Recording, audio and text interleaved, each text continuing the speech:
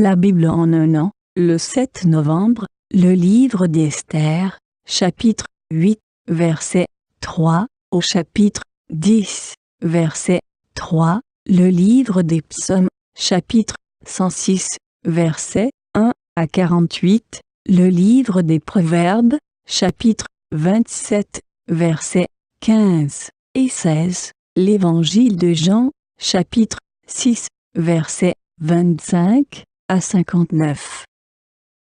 Esther, chapitre 8. Puis Esther parla de nouveau en présence du roi. Elle se jeta à ses pieds, elle pleura, elle le supplia d'empêcher les effets de la méchanceté d'Aman, l'Agagite, et la réussite de ses projets contre les Juifs. Le roi tendit le sceptre d'or à Esther, qui se releva et resta debout devant le roi. Elle dit alors, « Si le roi le trouve bon et si j'ai trouvé grâce devant lui, si la chose paraît convenable au roi et si je suis agréable à ses yeux, qu'on écrive pour révoquer les lettres conçues par Aman, fils d'Amédatha, l'Agagite, et écrites par lui dans le but de faire périr les Juifs qui sont dans toutes les provinces du roi.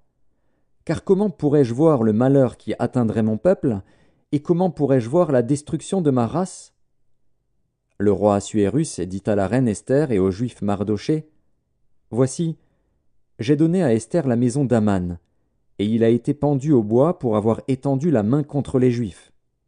Écrivez donc en faveur des Juifs comme il vous plaira, au nom du roi, et scellez avec l'anneau du roi.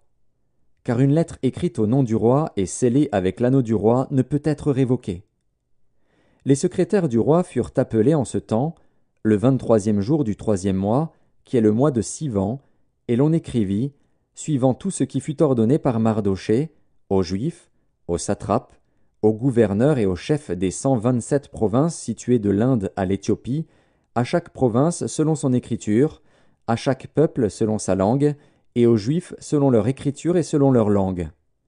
On écrivit au nom du roi Assuérus, et l'on scella avec l'anneau du roi. On envoya les lettres par des courriers ayant pour monture des chevaux et des mulets nés de juments. Par ces lettres, le roi donnait aux Juifs, en quelque ville qu'ils fussent, la permission de se rassembler et de défendre leur vie, de détruire, de tuer et de faire périr, avec leurs petits-enfants et leurs femmes, tous ceux de chaque peuple et de chaque province qui prendraient les armes pour les attaquer, et de livrer leurs biens au pillage, et cela en un seul jour, dans toutes les provinces du roi Assuérus, le 13e du 12e mois, qui est le mois d'Adar. Ces lettres renfermaient une copie de l'édit qui devait être publié dans chaque province, et informaient tous les peuples que les Juifs se tiendraient prêts pour ce jour-là à se venger de leurs ennemis. Les courriers, montés sur des chevaux et des mulets, partirent aussitôt et en toute hâte, d'après l'ordre du roi. L'édit fut aussi publié dans Suse, la capitale. Mardoché sortit de chez le roi, avec un vêtement royal bleu et blanc, une grande couronne d'or, et un manteau de byssus et de pourpre. La ville de Suse poussait des cris et se réjouissait. Il n'y avait pour les Juifs que bonheur et joie, allégresse et gloire. Dans chaque province et dans chaque ville, partout où arrivait l'ordre du roi et son édit, il y eut parmi les Juifs de la joie et de l'allégresse, des festins et des fêtes. Et beaucoup de gens d'entre les peuples du pays se firent juifs, car la crainte des Juifs les avait saisis. Esther, chapitre 9. Au 12e mois, qui est le mois d'Adar, le 13e jour du mois, jour où devait s'exécuter l'ordre et l'édit du roi, et où les ennemis des Juifs avaient espéré dominer sur eux, ce fut le contraire qui arriva, et les Juifs dominèrent sur leurs ennemis. Les Juifs se rassemblèrent dans leur ville, dans toutes les provinces du roi Assuérus, pour mettre la main sur ceux qui cherchaient leur perte. Et personne ne put leur résister, car la crainte qu'on avait d'eux s'était emparée de tous les peuples. Et tous les chefs des provinces, les satrapes, les gouverneurs, les fonctionnaires du roi, soutinrent les Juifs, à cause de l'effroi que leur inspirait Mardoché. Car Mardoché était puissant dans la maison du roi, et sa renommée se répandait dans toutes les provinces, parce qu'il devenait de plus en plus puissant. Les Juifs frappèrent à coups d'épée tous leurs ennemis, ils les tuèrent et les firent périr. Ils traitèrent comme il leur plut ceux qui leur étaient hostiles. Dans Suse, la capitale, les Juifs tuèrent et firent périr 500 hommes, et ils égorgèrent Parchandata, Dalphon, Aspata, Porata, Adalia, Aridata, Parmashta, Arisaï, Aridaï et Vagezata, les 10 fils d'Aman, fils d'Amédata, l'ennemi des Juifs. Mais ils ne mirent pas la main au pillage. Ce jour-là, le nombre de ceux qui avaient été tués dans Suse, la capitale, parvint à la connaissance du roi. Et le roi dit à la reine Esther, « Les Juifs ont tué et fait périr dans Suse, la capitale, 500 hommes et les 10 fils d'Aman. Qu'auront-ils fait dans le reste des provinces du roi? Quelle est ta demande? Elle te sera accordée. Que désires-tu encore? Tu l'obtiendras. » Esther répondit, « Si le roi le trouve bon, qu'il soit permis aux Juifs qui sont à Suse d'agir encore demain selon le décret d'aujourd'hui, et que l'on pende au bois les 10 fils d'Aman. » Et le roi ordonna de faire ainsi. L'édit fut publié dans Suse. On pendit les 10 fils d'Aman. Et les Juifs qui se trouvaient à Suse se rassemblèrent de nouveau le 14e jour du mois d'Adar, et tuèrent dans Suse 300 hommes. Mais ils ne mirent pas la main au pillage. Les autres Juifs qui étaient dans les provinces du roi se rassemblèrent et défendirent leur vie. Ils se procurèrent du repos en se délivrant de leurs ennemis, et ils tuèrent 75 000 de ceux qui leur étaient hostiles. Mais ils ne mirent pas la main au pillage. Ces choses arrivèrent le 13e jour du mois d'Adar. Les Juifs se reposèrent le 14e, et ils en firent un jour de festin et de joie. Ceux qui se trouvaient à Suse, s'étant rassemblés le 13e jour et le 14e jour, se reposèrent le 15e, et ils en firent un jour de festin et de joie. C'est pourquoi les Juifs de la campagne, qui habitent des villes sans murailles, font du 14e jour du mois d'Adar un jour de joie, de festin et de fête, où l'on s'envoie des portions les uns aux autres. Mardochée écrivit ces choses, et il envoya des lettres à tous les Juifs qui étaient dans toutes les provinces du roi Assuérus, au près et au loin. Il leur prescrivait de célébrer chaque année le 14e jour et le 15e jour du mois d'Adar, comme les jours où ils avaient obtenu du repos en se délivrant de leurs ennemis, de célébrer le mois où leur tristesse avait été changée en joie et leur désolation en jours de fête, et de faire de ces jours des jours de festin et de joie, où l'on s'envoie des portions les uns aux autres et où l'on distribue des dons aux indigents. Les Juifs s'engagèrent à faire ce qu'ils avaient déjà commencé et ce que Mardochée leur écrivit. Car Aman, fils d'Amédata, l'Agagite, ennemi de tous les Juifs, avait formé le projet de les faire périr, et il avait jeté le pur, c'est-à-dire le sort, afin de les tuer et de les détruire. Mais Esther, s'étant présentée devant le roi ordonna par écrit de faire retomber sur la tête d'Aman le méchant projet qu'il avait formé contre les Juifs, et de le pendre au bois, lui et ses fils. C'est pourquoi on appela ces jours Purim, du nom de Pur. D'après tout le contenu de cette lettre, d'après ce qu'ils avaient eux-mêmes vu et ce qui leur était arrivé, les Juifs prirent pour eux, pour leur postérité et pour tous ceux qui s'attacheraient à eux, la résolution et l'engagement irrévocable de célébrer chaque année ces 2 jours, selon le mode prescrit et au temps fixé. Ces jours devaient être rappelés et célébrés de génération en génération, dans chaque famille, dans chaque province et dans chaque ville. Et ces jours de Purim ne devaient jamais être abolis au milieu des Juifs, ni le souvenir s'en effacer parmi leurs descendants. La reine Esther, fille d'Apikaïl, et le juif Mardochée écrivirent d'une manière pressante une seconde fois pour confirmer la lettre sur les Purim. On envoya des lettres à tous les Juifs, dans les 127 provinces du roi Assuérus. Elles contenaient des paroles de paix et de fidélité pour prescrire ces jours de Purim au temps fixé, comme le juif Mardochée et la reine Esther les avaient établis pour eux, et comme ils les avaient établis pour eux-mêmes et pour leur postérité, à l'occasion de leur jeûne et de leurs cris. Ainsi l'ordre d'Esther confirma l'institution des Purim, et cela fut écrit dans le livre. Esther, chapitre 10. Le roi Assuérus imposa un tribut aux pays et aux îles de la mer. Tous les faits concernant sa puissance et ses exploits, et les détails sur la grandeur à laquelle le roi éleva Mardochée, ne sont-ils pas écrits dans le livre des chroniques des rois des Mèdes et des Perses? Car le juif Mardochée était le premier après le roi Assuérus. Considéré parmi les Juifs et aimé de la multitude de ses frères, il rechercha le bien de son peuple et parla pour le bonheur de toute sa race. Psaume 106. Louez l'Éternel, Louez l'Éternel, car il est bon, car sa miséricorde dure à toujours. Qui dira les hauts faits de l'Éternel? Qui publiera toute sa louange? Heureux ceux qui observent la loi, qui pratiquent la justice en tout temps. Éternel, souviens-toi de moi dans ta bienveillance pour ton peuple. Souviens-toi de moi en lui accordant ton secours, afin que je voie le bonheur de tes élus, que je me réjouisse de la joie de ton peuple, et que je me glorifie avec ton héritage. Nous avons péché comme nos pères, nous avons commis l'iniquité, nous avons fait le mal.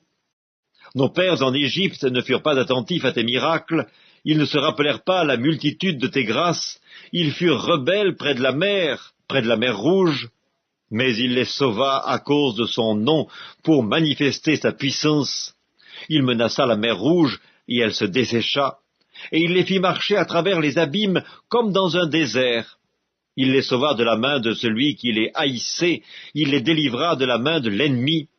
Les eaux couvrirent leurs adversaires, il n'en resta pas un seul, et ils crurent à ses paroles, ils chantèrent ses louanges. Mais ils oublièrent bientôt ses œuvres, ils n'attendirent pas l'exécution de ses desseins. Ils furent saisis de convoitise dans le désert, et ils tentèrent Dieu dans la solitude.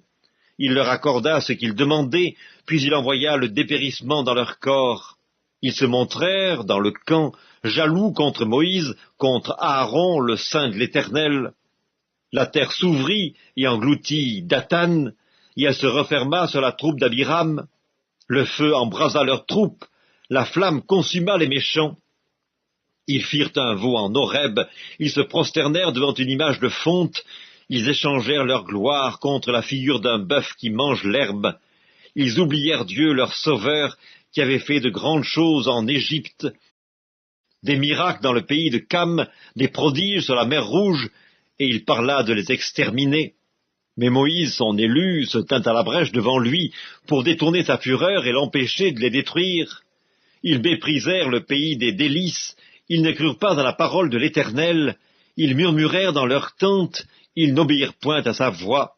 Et il leva la main pour jurer de les faire tomber dans le désert, de faire tomber leur postérité parmi les nations, et de les disperser au milieu des pays. Ils s'attachèrent à Baal-Péor et mangèrent des victimes sacrifiées aux morts. Ils irritèrent l'Éternel par leurs actions, et une plaie fit irruption parmi eux.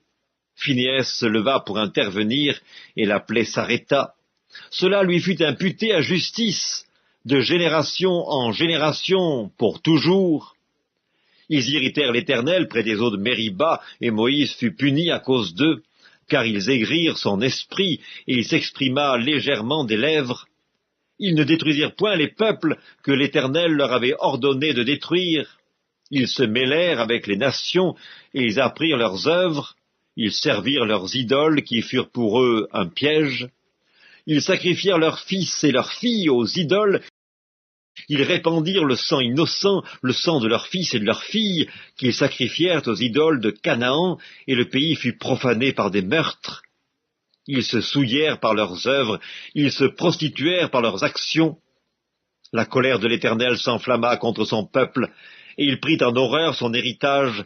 Il les livra entre les mains des nations, ceux qui les haïssaient dominèrent sur eux. Leurs ennemis les opprimèrent, et ils furent humiliés sous leur puissance. Plusieurs fois il les délivra, mais ils se montrèrent rebelles dans leurs desseins, et ils devinrent malheureux par leur iniquité. Il vit leur détresse lorsqu'il entendit leurs supplications. Il se souvint en leur faveur de son alliance. Il eut pitié selon sa grande bonté, et il excita pour eux la compassion de tous ceux qui les retenaient captifs. Sauve-nous, Éternel, notre Dieu, et rassemble-nous du milieu des nations, afin que nous célébrions ton saint nom, et que nous mettions notre gloire à te louer. Béni soit l'Éternel, le Dieu d'Israël, d'éternité en éternité, et que tout le peuple dise Amen, louez l'Éternel. Livre des Proverbes, chapitre 27. Une gouttière continue dans un jour de pluie, et une femme querelleuse sont choses semblables. Celui qui la retient, retient le vent, et sa main saisit de l'huile. Évangile de Jean, chapitre 6. Et l'ayant trouvé au-delà de la mer, ils lui dirent « Rabbi, quand es-tu venu ici ?» Jésus leur répondit « en vérité, je vous le dis, vous me cherchez, non parce que vous avez vu des miracles, mais parce que vous avez mangé des pains et que vous avez été rassasiés. Travaillez, non pour la nourriture qui périt, mais pour celle qui subsiste pour la vie éternelle, et que le Fils de l'homme vous donnera. Car c'est lui que le Père, que Dieu a marqué de son sceau. Ils lui dirent, que devons-nous faire pour faire les œuvres de Dieu? Jésus leur répondit, l'œuvre de Dieu, c'est que vous croyiez en celui qui l'a envoyé. Quel miracle fais-tu donc, lui dirent-ils, afin que nous le voyions et que nous croyions en toi? Que fais-tu? Nos pères ont mangé la manne dans le désert, selon ce qui est écrit, il leur donna le pain du ciel à manger. Jésus leur dit, en vérité, je vous le dis, Moïse ne vous a pas donné le pain du ciel, mais mon Père vous donne le vrai pain du ciel. Car le pain de Dieu, c'est celui qui descend du ciel et qui donne la vie au monde. Ils lui dirent, Seigneur, donne-nous toujours ce pain. Jésus leur dit, je suis le pain de vie. Celui qui vient à moi n'aura jamais faim, et celui qui croit en moi n'aura jamais soif. Mais, je vous l'ai dit, vous m'avez vu, et vous ne croyez point. Tous ceux que le Père me donne viendront à moi, et je ne mettrai pas dehors celui qui vient à moi. Car je suis descendu du ciel pour faire, non ma volonté, mais la volonté de celui qui m'a envoyé. Or, la volonté de celui qui m'a envoyé, c'est que je ne perde rien de tout ce qu'il m'a donné, mais que je le ressuscite au dernier jour. La volonté de mon Père, c'est que quiconque voit le Fils et croit en lui ait la vie éternelle, et je le ressusciterai au dernier jour. Les Juifs murmuraient à son sujet, parce qu'il avait dit, je suis le pain qui est descendu du ciel. Et ils disaient, n'est-ce pas là Jésus, le fils de Joseph, celui dont nous connaissons le père et la mère? Comment donc dit-il, je suis descendu du ciel? Jésus leur répondit, ne murmurez pas entre vous. Nul ne peut venir à moi, si le Père qui m'a envoyé ne l'attire, et je le ressusciterai au dernier jour. Il est écrit dans les prophètes, ils seront tous enseignés de Dieu. Ainsi quiconque a entendu le Père et a reçu son enseignement vient à moi. C'est que nul n'a vu le Père, sinon celui qui vient de Dieu. Celui-là a vu le Père. En vérité, je vous le dis, celui qui croit en moi a la vie éternelle. Je suis le pain de vie. Vos pères ont mangé la manne dans le désert, et ils sont morts. C'est ici le pain qui descend du ciel, afin que celui qui en mange ne meure point. Je suis le pain vivant qui est descendu du ciel. Si quelqu'un mange de ce pain, il vivra éternellement. Et le pain que je donnerai, c'est ma chair, que je donnerai pour la vie du monde. Là-dessus, les Juifs disputaient entre eux, disant, comment peut-il nous donner sa chair à manger? Jésus leur dit, en vérité, je vous le dis, si vous ne mangez la chair du Fils de l'homme, et si vous ne buvez son sang, vous n'avez point la vie en vous-même. Celui qui mange ma chair et qui boit mon sang a la vie éternelle, et je le ressusciterai au dernier jour. Car ma chair est vraiment une nourriture, et mon sang est vraiment un breuvage. Celui qui mange ma chair et qui boit mon sang demeure en moi, et je demeure en lui. Comme le Père qui est vivant m'a envoyé, et que je vis par le Père, ainsi celui qui me mange vivra par moi. C'est ici le pain qui est descendu du ciel. Il n'en est pas comme de vos pères qui ont mangé la manne et qui sont morts. Celui qui mange ce pain vivra éternellement. Jésus dit ces choses dans la synagogue, enseignant à Capernaüm.